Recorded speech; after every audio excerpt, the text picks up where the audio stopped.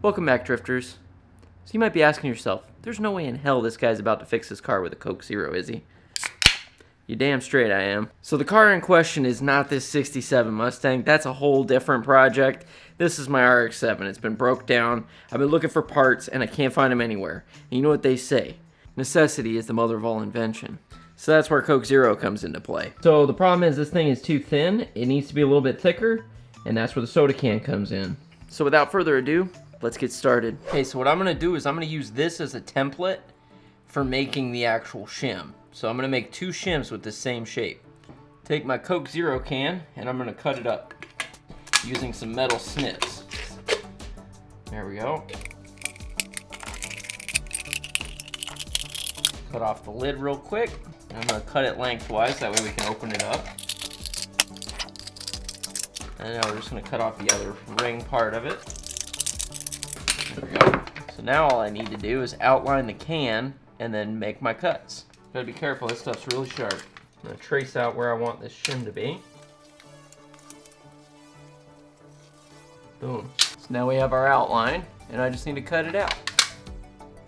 And there you have it. We got a shim basically the same size as the disc below it.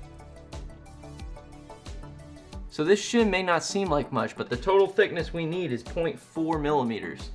So we'll see that one of these cans, according to my micrometer, is about 0.17. So that's pretty close. If we get two of these things, we should be sitting right where we want to be sitting. Okay, I got two of them now. So now what we're gonna do is verify the thickness of both of them together and see where we're at.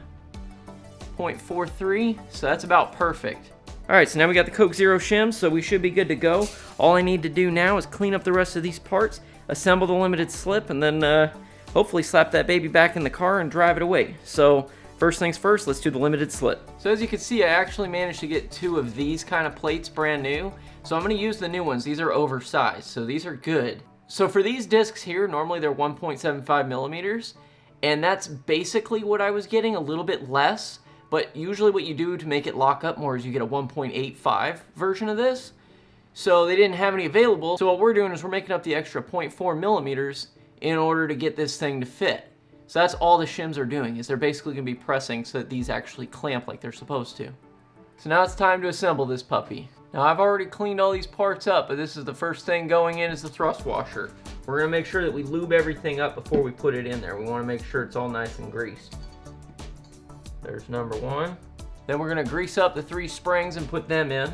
Now for the conical washers, these only go on one way. You'll see that it's kind of got a bow to it.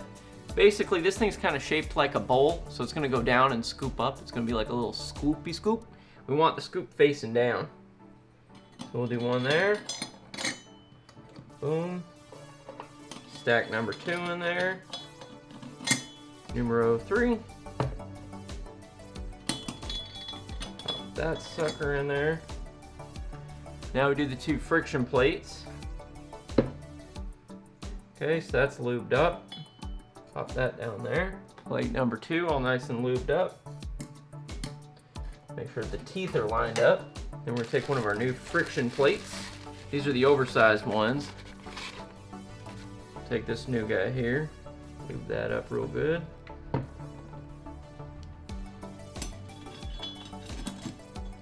That sucker on there. Should be good. And then now we're gonna lube up our little Coke can shims. This is the part that's different. I gotta be careful. Probably should be wearing gloves. Don't do this barehanded. You could easily cut yourself, but I'm a dum-dum and I don't mind. Then we're just gonna slap that shim in there. And then we're gonna take the gears and slide the gear in on top of that. Next, we're gonna take the bottom piece of this coupling here. Make sure it's all nice and lubed up. You never have enough lube, that's for sure. Lube that up. We're gonna lube up inside here. Yeah, there we go. All right, so now we're gonna line this up, plop this down. It only goes in one way. There we go. Sitting right on top of our shim. So now in order to get this thing to work properly, we need to be able to align those splines. So now what we're gonna do is we gotta line up these splines into those pressure plates. So that's what we're gonna do now, because this is the gear that goes in there. So that's what we're doing next.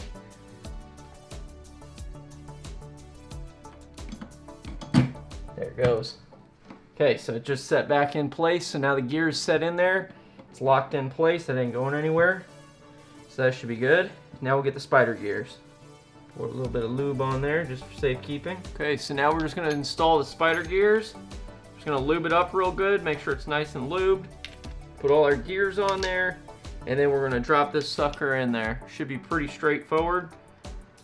Now we got that on there, and we're just gonna put this in here, and we wanna get it as flat as we possibly can. I'm looking for the little notches, that's what we're gonna put it into. There you go.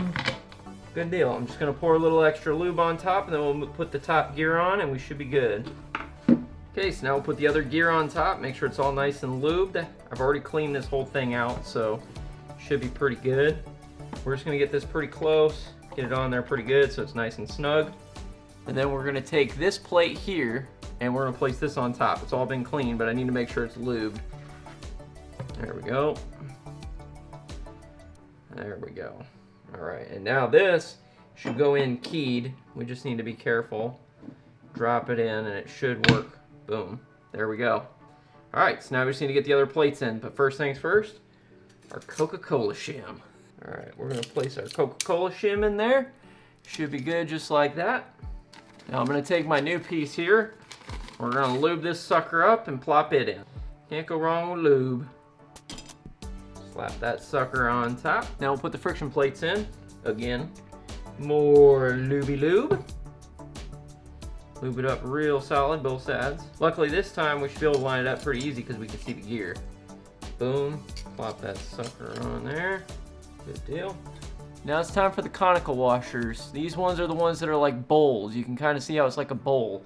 So on this one we flip the bowl upside down and we slap that sucker on there. Again, more lube. All right, upside down bowl, there's number one. Here we go for number two. And then number three. Slap that sucker in there. All right, now last but not least, we gotta do the thrust washer. So now to get the thrust washer in there properly, what we're gonna do is, we're gonna take the lid, we're gonna lube this up real good, put it in the lids, that way it sticks, and then we're gonna turn it upside down and mount it. So I'm looking for that alignment mark, and I want to make sure it lines up with the alignment mark down here. So that's what I'm doing. Make sure we got that. This thing should stay in place. Now it's not completely down.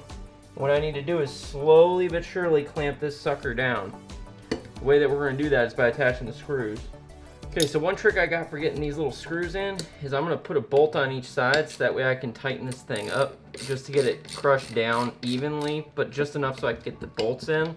I don't want to overdo it, I just want to get it so I can get those screws in there nice and level. So now I should be able to get these screws in a lot easier. Before I was having a little bit of trouble, but now I should be able to do it. Oh yeah, that's way better.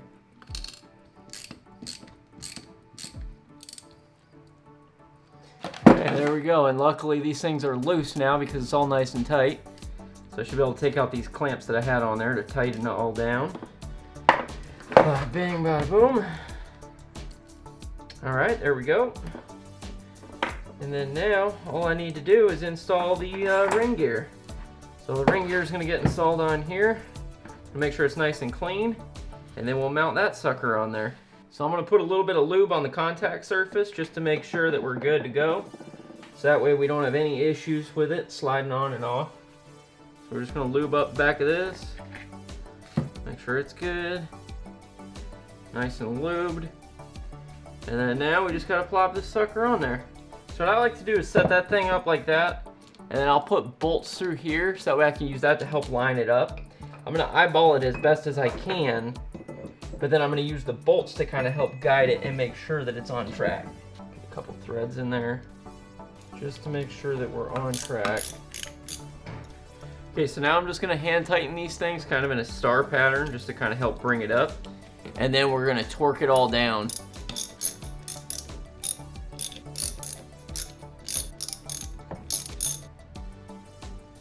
Okay, now we just need to torque it on.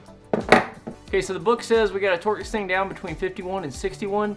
Don't know why they do ranges, but I'm gonna do this thing at 60. So that's what we're gonna do. All right, here we go. Good to go. Alright, so now we got the limited slip back together. All we need to do is put it inside the housing with the pinion, set the backlash, and tighten everything up so we can put it back in the car. So let's do it. So now what I'm doing is I'm taking these bearing races and I'm just going to lube them up real good before we slap them on there. Alright. And then now I'm going to gently set the limited slip inside. At least as gently as I possibly can. This is kind of tricky. I'm going to just slowly work this sucker on there. There we go. Okay. So, I've got these loosely in here. Then what we got to do is put the keys in here next.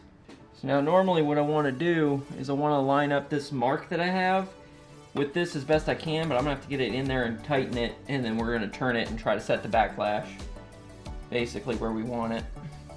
So now that we got the race on, we got the lock in here, what we got to do is put the end cap on, and then we're going to just loosely put it on there, and then we're going to adjust the backlash by tightening and loosening these lockers. Now we're just going to put some lube on here before we put the end caps on.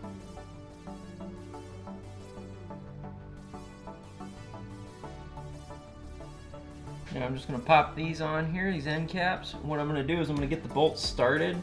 That way I can make sure that it's lined up right, and then we'll work on actually tightening this thing down. We're just going hand tight here. Don't want to go too crazy. Same thing on the back side. Just going to put the screws in first, and then work it down. Okay, so here's an example of another thing where I didn't have the right tool, so I made one. Basically, I just put 2 bolts through a piece of metal, so that way when I go on here, I could put it in here and key it to turn and adjust the backlash on these particular lock nuts. Because otherwise I wouldn't be able to do it. So you don't always need to buy stuff, you can make it too. So now what I'm doing is I'm using my dial indicator to check the backlash. And right now we're sitting at about 5 to 6 thousandths. So what I need to do is check this at 4 points on here. I have it marked, so I'm going to rotate it 90 degrees, check, do again, blah blah blah. And then if I need to make adjustments, I'll make adjustments to these side bearings equally. So now I'm going to tighten this up just a little bit. So I'm going to do an equal turn here as I do on the other side. Just a little bit. And just a little bit on this side. There we go. Now let's double check where we're at. That's almost 4. That's about 4. It's about 4. Okay, so we're sitting right at about 4 in almost every corner. So I'm just going to run through this one more time. We're sitting pretty close to where we need to be. This is kind of boring stuff, but I just need to make sure it's right. Okay, so I marked 2 marks on these keys here. I've got the backlash set just about where I want it. I'm going to crank these equally on both sides, so I got these marked so I can see just how far I'm turning it.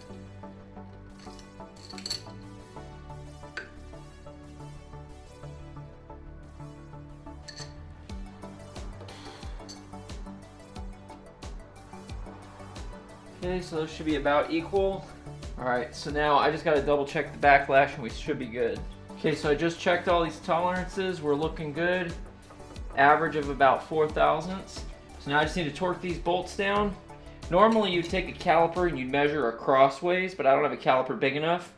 So for this, we're just going to kind of eyeball it, hope for the best. But these bearings are preloaded as tight as we can. They should be good. So now I just got to torque these down to about 27 to 38 foot-pounds. That's the torque rating. So there we go. Now I just got to double check the backlash and we should be good. 38 thousandths, cool. We should be good. That's about perfect. So now that we got this on there, all we got to do is put the cover on, put the axles on, and put it in the car. So now it's time to do the locking tabs. So these going on next. The locking tabs go on here just to hold this thing so these keys don't move around. There we go. So now what I'm going to do is put some of this marker compound in here. So this way we can see exactly how this is meshing on the teeth. Okay, so what we're looking for here is we're looking for the pattern to see how it's meshing, to make sure it's doing it pretty evenly. We're going to go both directions and make sure that we're coating the entire gear.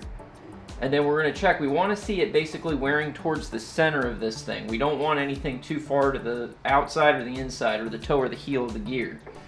So that's what we're checking right now. We're just trying to make sure we get this fully coated so we can get a good idea of how it's wearing. So there should be a little bit of ink up at the very tip. That's normal, and there should be some at the very base, which is also normal. That's just a little bit of gap that's in there for clearance. So what I'm seeing here, it looks pretty good. It looks fairly central. I don't see anything too out of whack. It looks pretty decent. Now we're just gonna take this razor blade and clean up the diff.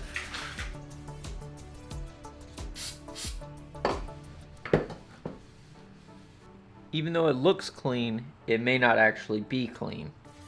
And then I did the same thing on the inside of the pump kit just to make sure it's completely clean. Alright, so what I'm using here is some Permatex RTV. This one's designed specifically for differentials, especially if you're using anything with like additives for the limited slip. So this is going to work out good. We're going to plop it on here and then put the cover on. Okay, now we just got to put the cover on. There we go. Alright, there we go. Now we got somewhere. So all I'm doing here is I'm tightening these things up just enough to where the stuff starts coming out the side. We're going to wait an hour and then we'll torque it down to the specs. So that's what we're going to do. Okay. There we go. Now all I'm going to do is go around and wipe off the excess so it's not so messy.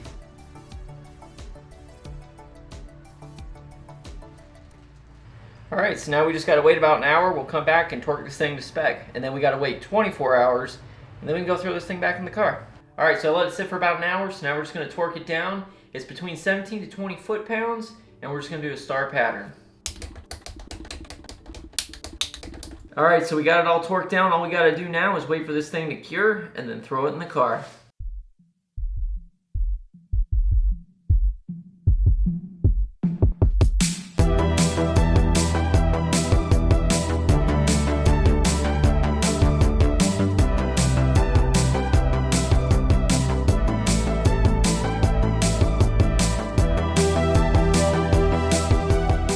Alright, so I finally made it out. Right now what we're going to do is we're going to get that diff together, we're going to slap it up in here, and then go see if we actually managed to fix this thing. Fingers crossed, we managed to get this thing done.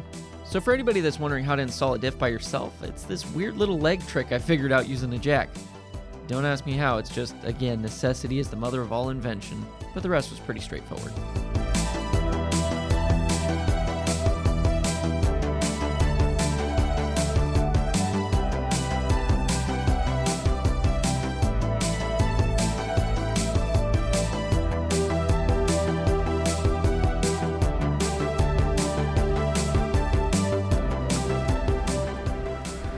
So now we just need to go test it out, so let's do it. So I guess first things first, we're just gonna see how it rolls forward. It should do pretty fine. All right, well so far we got it rolling pretty good. I don't see any issues here. See how it does around a corner. All right, not bad. Now let's see what happens if we give it a little bit of gas.